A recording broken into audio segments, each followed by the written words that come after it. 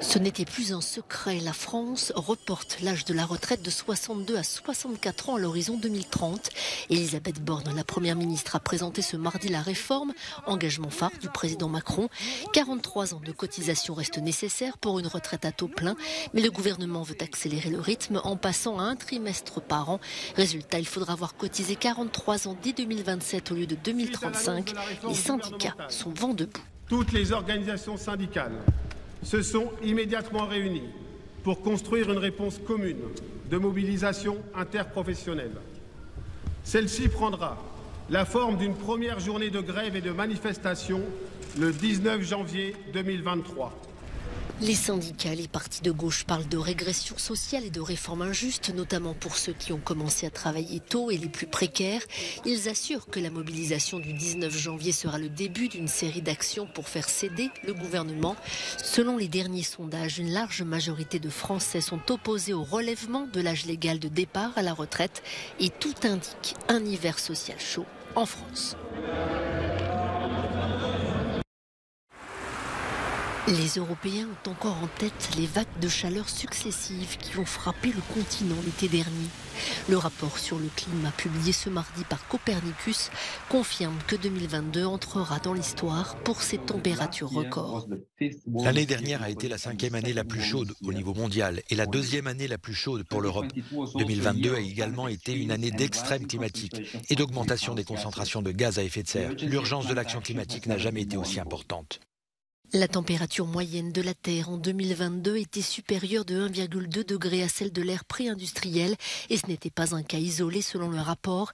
Les 8 dernières années ont été les plus chaudes jamais enregistrées à travers le globe. En Europe, continent où le réchauffement observé est le plus rapide, tout le monde n'a pas souffert de la même manière. Pour la plupart des régions du sud et de l'ouest, l'année a été la plus chaude jamais enregistrée. Pour d'autres, c'était la 2e ou la 3e. Une année marquée par un cortège de phénomènes extrêmes, sécheresse et méga feux de forêt dans des pays comme la France ou l'Espagne, inondations dévastatrices au Pakistan et au Nigeria. Les émissions de CO2 dues aux incendies ont été les plus élevées de ces 15 à 20 dernières années. Le rapport Copernicus révèle que les concentrations de gaz à effet de serre dans l'atmosphère ont continué à augmenter. Le niveau de CO2 serait le plus élevé depuis plus de 2 millions d'années.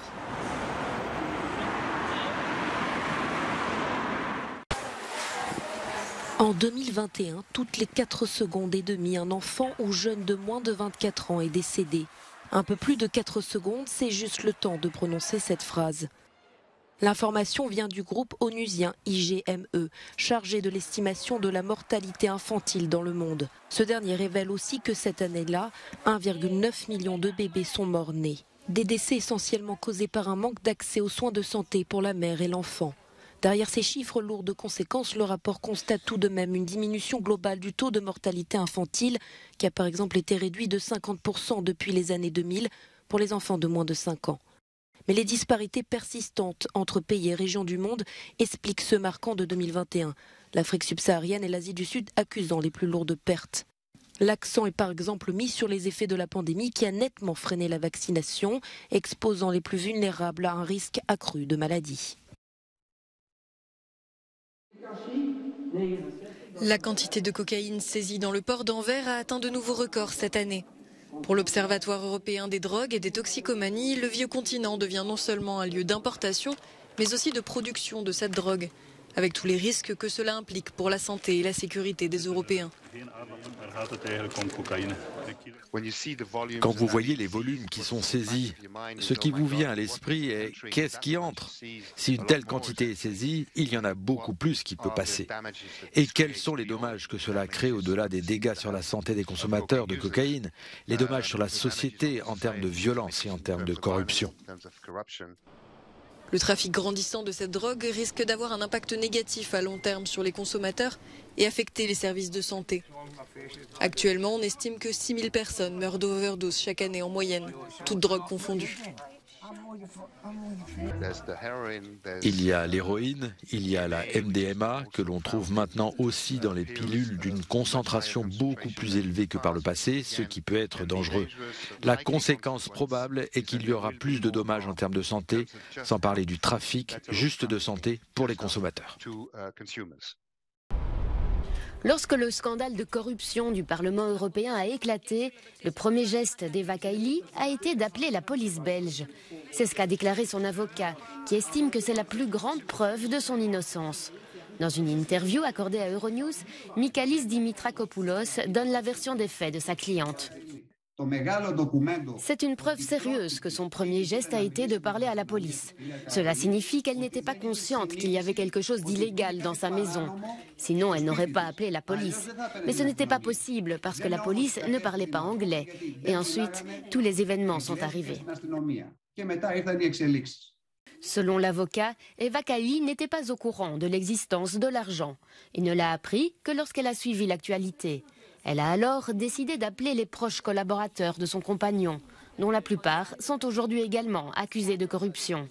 Elle voulait se débarrasser de l'argent qui a finalement été retrouvé dans son appartement et dans une valise transportée par son père.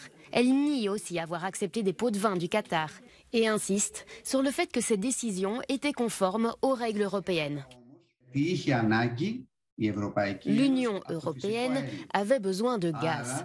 Donc, Mme Kaili n'a offert aucun service au Qatar en échange de pots de vin. Le premier et seul vote auquel Mme Kaili a participé concernait le droit des citoyens qataris à venir dans l'Union européenne sans visa. Vote qui a été adopté avec une majorité de 70% contre 30%. Donc, le vote de Mme Kaili n'avait de toute façon aucune valeur. Έναντι 30% αντίθετα ψήφισαν υπέρ του Κατάρ. Άρα η ψήφος της κυρίας Καηλή δεν είχε καμία αξία.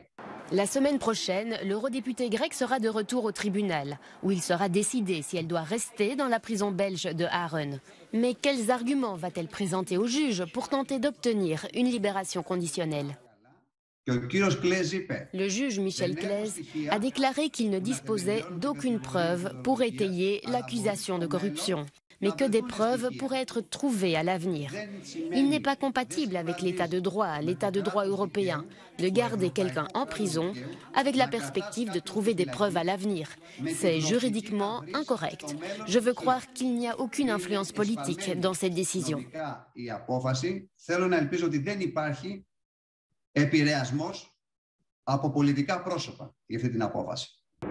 L'avocat explique que le seul moment de joie d'Eva Kaili depuis son arrestation a été le moment où elle a enfin pu voir en prison sa fille de 2 ans.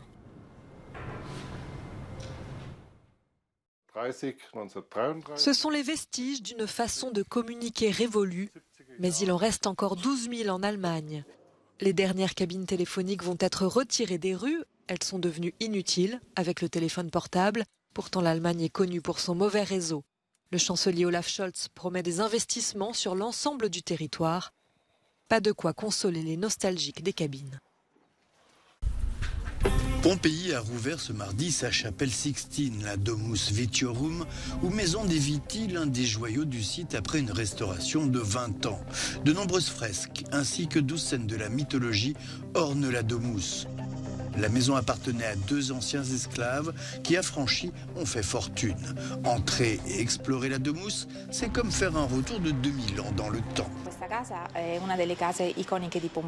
Cette maison est l'une des maisons emblématiques de Pompéi. Elle représente la Domus pompéienne par excellence, non seulement en raison des fresques, d'une importance exceptionnelle, mais aussi en raison de son agencement et de son architecture. Aujourd'hui, nous pouvons enfin lire cette complexité grâce au nouveau toit, à la fois se restaurer, mais aussi se mis en place pour protéger les pièces que nous avons trouvées et redécouvertes lors de la restauration. Cette maison romaine était à l'époque l'incarnation de la richesse et du style, avec notamment des espaces domestiques somptueux. Plus largement, ces vestiges constituent une ressource quasi inégalée pour l'étude du monde romain. La maison des Veti est comme l'histoire de Pompéi, et en fait celle de la société romaine, le tout au sein d'une même maison. Vous avez ce mélange de la nature, de l'architecture et de l'art, mais c'est aussi l'histoire de la vie sociale, de la société pompéienne, et en fait de l'état du monde romain à ce moment-là de l'histoire. Fermée au public pendant près de 2 décennies, la Domus est à visiter désormais dans toute sa splendeur retrouvée au pied du Vésuve et dominant la baie de Naples.